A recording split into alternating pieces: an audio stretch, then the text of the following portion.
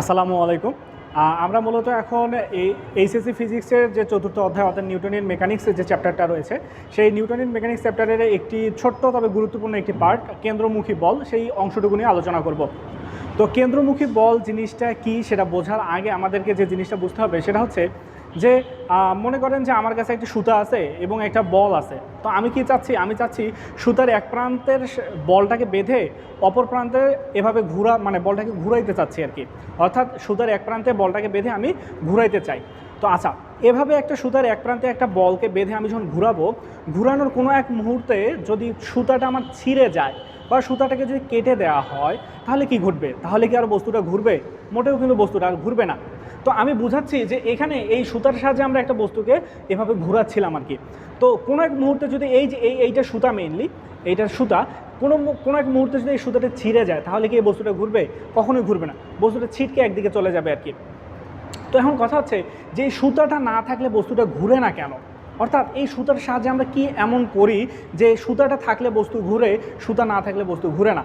এখানে মেইনলি আমরা যে কাজটা করি যে সুতার সাহায্যে এই বস্তুটাকে, যে বস্তুটাকে আমরা ঘুরাচ্ছি, ওই বস্তুটাকে এরকম কেন্দ্রের দিকে টেনে ধরি। অর্থাৎ আমরা যখন একটা বস্তুকে ঘুরাই, ঘুরানোর সময় আমাদের কী করতে হয়? ওই বস্তুটাকে কেন্দ্রের দিকে টেনে ধরতে হয়। আমরা যদি কেন্দ্রের দিকে টেনে না ধরি, তাহলে বস্তুটা ঘুরে না। তাহলে এখান থেকে আমাদের যে সামারিটা হচ্ছে বা আমরা যে বিষয়টা শিখলাম সেটা হচ্ছে যে আমরা যদি একটা বস্তুকে বৃত্তাকার পথে ঘুরাইতে চাই, তাহলে ওই বস্তুটাকে যে বৃত্তাকার পথের কেন্দ্র বরাবর ঘোরে আর কি, সেই কেন্দ্র বরাবর বস্তুটাকে এক ধরনের বল সাপ্লাই দিতে হয় বা এক ধরনের বল দিতে হয়। তো এই বলটাকে মূলত বলা হয় কেন্দ্রমুখী বল। অর্থাৎ আমরা যখন কোনো একটা বস্তুকে এরকম বৃত্তাকার পথে ঘুরাবো, এই ঘুরানোর সময় বা অন্য যে কোনো বস্তু যখন বৃত্তাকার পথে ঘুরবে, তখন সেই বৃত্তাকার পথের কেন্দ্র বরাবর ওই বস্তুটাকে এক ধরনের বল দিতে হয়। এই বলটাকে বলা হয় কেন্দ্রমুখী বল। এই কেন্দ্রমুখী বলকে আমরা সাধারণত এফসিপি দ্বারা প্রকাশ করি। অর্থাৎ এখানে আমরা যে ঘটনাটা ঘটে, সুতার সাহায্যে আমরা মূলত এই বলটাকে কেন্দ্র বরাবর টানি। এই যে বলে টানতেছি, সেই বলটাই হচ্ছে কেন্দ্রমুখী বল, যেটাকে আমরা এফসিপি বলতেছি। এখন এই কেন্দ্রমুখী বলের রাশিমালাটা কেমন হবে? আমরা এটা প্রমাণের দিকে যাব না, আমরা খুব সিম্পলি শেখার চেষ্টা করব। সেটা হচ্ছে এরকম যে এই যে বস্তুটা ঘুরতেছে, আমরা এই যে যখন কোনো একটা বস্তু বৃত্তাকার পথে ঘুরে, তখন তার দুই ধরনের বেগ থাকে। একটা হচ্ছে রৈখিক বেগ আর একটা হচ্ছে কৌণিক বেগ। আচ্ছা, রৈখিক বেগের বিষয়টা যদি আগে বলি, রৈখিক বেগ বিষয়টা হচ্ছে এরকম যে কোনো একটা মুহূর্তে, যেমন বস্তুটা এখানে আছে, এই অবস্থানে থাকাকালে আমরা যদি একটা স্পর্শক আঁকি এই বিন্দুতে, সেই স্পর্শকটা হচ্ছে এইটা। এই স্পর্শকটা মূলত এই বিন্দুতে এই বস্তুটার রৈখিক বেগকে ইন্ডিকেট করে। এভাবে বস্তুটা যদি কখনো এখানে থাকে, এই বিন্দুতে যদি আমরা একটা স্পর্শক আঁকি, এই স্পর্শকটাও এই বিন্দুতে তার রৈখিক বেগকে নির্দেশ করবে। আর এই যে এখানে বস্তুটা ঘূর্ণনের ফলে যে কৌণিক সরণ হয়, এই কৌণিক সরণের কারণে এখানে আরও এক ধরনের বেগ থাকে, যেটাকে আমরা বলি কৌণিক বেগ ওমেগা। তো এই যে কোনো একটা বস্তুর রৈখিক বেগ ভি এবং কৌণিক বেগ ওমেগা, এদের মধ্যে একটা রিলেশন আছে। সেই রিলেশনটা হচ্ছে এরকম যে ভি ইজিক্যালস টু ওমেগা আর। অর্থাৎ কোনো একটা বস্তু যদি ভি রৈখিক বেগে এবং ওমেগা কৌণিক বেগে ঘুরে, এবং আর এই যে ঘূর্ণন পথের ব্যাসার্ধটা যদি আর হয়, তাহলে এই যে রৈখিক বেগ এবং কৌণিক বেগের মধ্যকার সম্পর্কটা হচ্ছে ভি ইজিক্যালস টু ওমেগা আর। এটা আমরা জানি। তো আমাদের কথা হচ্ছে যে আমরা তো পড়তেছি কেন্দ্রমুখী বল। এই কেন্দ্রমুখী বলের রাশিমালাটা কী হবে? এই কেন্দ্রমুখী বলের রাশিমালাটা হবে এফসিপি ইকুয়াল টু হচ্ছে M V square divided by R. অর্থাৎ এই কেন্দ্রমুখী বলের রাশিমালাটা, অর্থাৎ এই বস্তুটাকে ঘোরানোর জন্য কী পরিমাণ কেন্দ্রমুখী বলের প্রয়োজন, সেই কেন্দ্রমুখী বলের মানটা নির্ভর করতেছে এই যে বস্তুটা ঘুরতেছে তার ভরের উপর, এবং ওই বস্তুটা যে বেগে ঘুরতেছে সেই বেগের উপর, এবং এটা নির্ভর করতেছে যে বৃত্তাকার পথের যে ব্যাসার্ধে ঘুরতেছে আর কি, সেই ব্যাসার্ধের উপর আর কি। তো এইটা হচ্ছে মূলত আমাদের কেন্দ্রমুখী বলের রাশিমালা। আচ্ছা, এখন আমরা একটু আগেই শিখলাম কি, ভি রৈখিক বেগ ভি ইকুয়াল টু ওমেগা আর। তাই আমরা যদি ভি এর জায়গায় ওমেগা আর বসাই দেই, তাহলে ফর্মুলাটা দাঁড়াবে এরকম।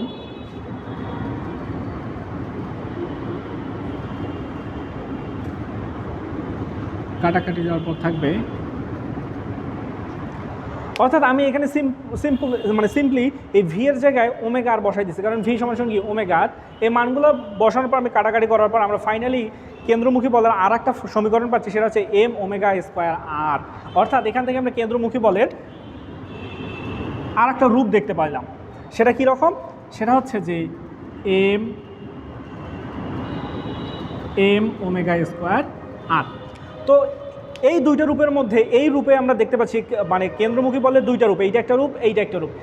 এই রূপের মধ্যে আমরা দেখতে পাচ্ছি এখানে আছে তার রৈখিক বেগ, আর এই রূপের মধ্যে আমরা দেখতে পাচ্ছি এখানে আছে ওই বস্তুটার কৌণিক বেগের মান আর কি। আচ্ছা, এখন আমরা যদি একটু ভালোভাবে খেয়াল করি সেটা হচ্ছে এরকম যে আমরা যদি এই ফর্মুলাটা নিয়ে কথা বলি, mv² / r,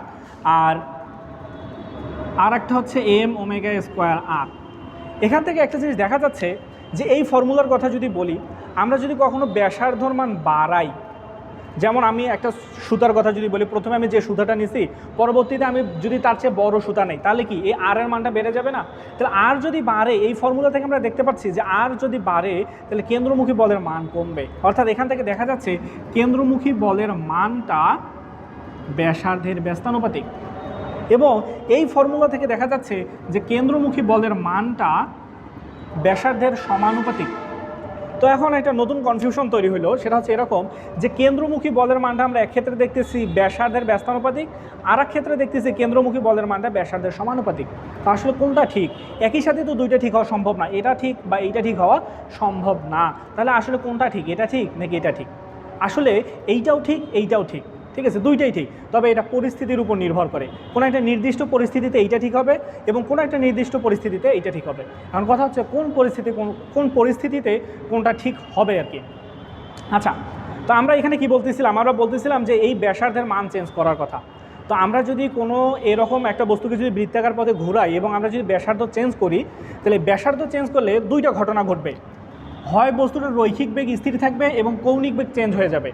আমরা যদি ব্যাসার্ধ চেঞ্জ করি তাহলে হয় এইটাই স্থির থাকবে, রৈখিক বেগ স্থির থাকবে, রৈখিক বেগ স্থির থাকলে কৌণিক বেগ এটা চেঞ্জ হয়ে যাবে। এর উল্টাটা হইতে পারে যে আমরা এরকমও করতে পারি যে বস্তুর ব্যাসার্ধ চেঞ্জ করতেছি কিন্তু আমরা চাইলে কৌণিক বেগটাকে স্থির রাখতে পারি, কৌণিক বেগ স্থির রাখলে রৈখিক বেগের মানটা চেঞ্জ হয়ে যাবে। অর্থাৎ আমরা যদি ব্যাসার্ধ চেঞ্জ করি তাহলে যে কোনো একটা ঘটনা ঘটবে, যে হয় রৈখিক বেগ স্থির থাকবে, রৈখিক বেগ স্থির থাকলে কৌণিক বেগ চেঞ্জ হবে। আর যদি এরকমটা করি যে কৌণিক বেগ স্থির রাখতে চাই, কৌণিক বেগ স্থির রাখতে চাইলে আবার রৈখিক বেগের মান চেঞ্জ হয়ে যাবে। এখন তাহলে এখান থেকে দুইটা পরিস্থিতি তৈরি হচ্ছে যে আমি যখন ব্যাসার্ধ চেঞ্জ করব, ব্যাসার্ধ চেঞ্জ করলে যদি আমার রৈখিক বেগের মানটা কনস্ট্যান্ট থাকে, রৈখিক বেগের মান যদি কনস্ট্যান্ট থাকে তাহলে আমরা তখন এই ফর্মুলার সাহায্যে সিদ্ধান্ত নিব। কারণ এই ফর্মুলাতে দেখো যদি ভি কনস্ট্যান্ট থাকে, ভি রৈখিক বেগ যদি কনস্ট্যান্ট থাকে তাহলে এই পুরো পার্টটুকু আমার কি কনস্ট্যান্ট হয়ে যাচ্ছে, কারণ ভর তো কনস্ট্যান্ট। ফলে আমরা তখন লিখতে পারি FCP is proportional to 1/r, তখন এই ফর্মুলাটা আমার রাইট হবে। আর যদি কখনো এরকম হয় যে না আমার এই কৌণিক বেগের মানটা ধ্রুব, রৈখিক বেগ চেঞ্জ হয়ে যাচ্ছে, তখন আমরা এই ফর্মুলার থেকে সিদ্ধান্ত নিব যে আমাদের যদি কৌণিক বেগের মানটা ধ্রুব হয় তার মানে এই পার্টটুকু আমার কনস্ট্যান্ট হয়ে যাবে। ফলে তখন আমি লিখতে পারবো এফসিপি ইজ প্রপোর্শনাল টু আর। তাহলে আমি আবারও যদি বলি যে আমাদের রৈখিক বেগ যদি কনস্ট্যান্ট থাকে তাহলে এইটা হবে, আর যদি কৌণিক বেগ কনস্ট্যান্ট থাকে তাহলে আমাদের ফর্মুলা হবে এইটা। তো আশা করি এই ক্ষেত্রে আমাদের আর কোনো কনফিউশন তৈরি হবে না।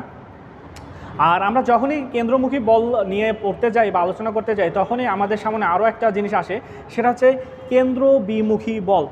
তো এই কেন্দ্র বিমুখী বলটা কি, এটা যদি আমরা বুঝতে চাই সেটা এভাবে বলা যায় যে ধরে নেন যে আমি একটা স্থির মোটরসাইকেলে বসে আছি। তো এই স্থির মোটরসাইকেলটা যদি হুট করে চলা শুরু করে তখন আমরা কি করি? আমরা পিছনের দিকে ঝুঁকে যাই। আমাদের মনে হয় কেউ যেন আমাদেরকে পিছনের দিক থেকে টানতেছে। আসলে কি আমাদেরকে কেউ পিছনের দিকে টানে? মোটেও কিন্তু না।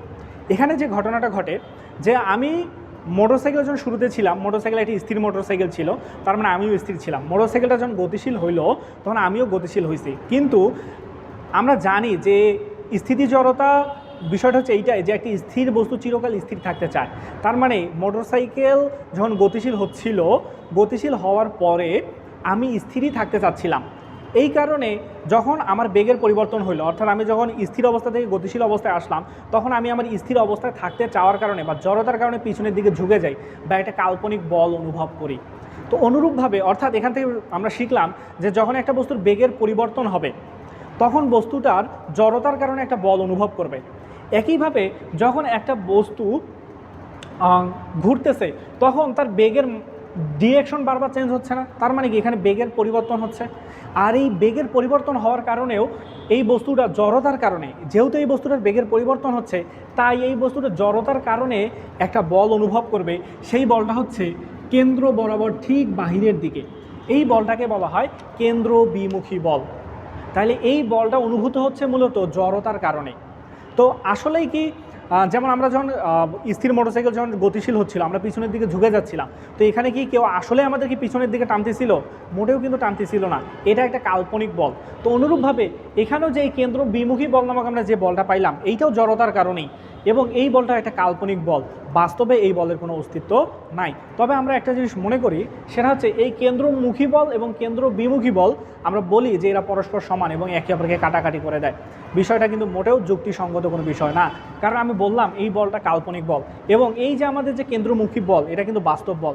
তাই একটা বাস্তব বলের সাথে একটা অবাস্তব বলের যোগফল বা লব্ধি করা মোটেও কিন্তু ঠিক না, বা বৈজ্ঞানিক কোনো পন্থা নয়।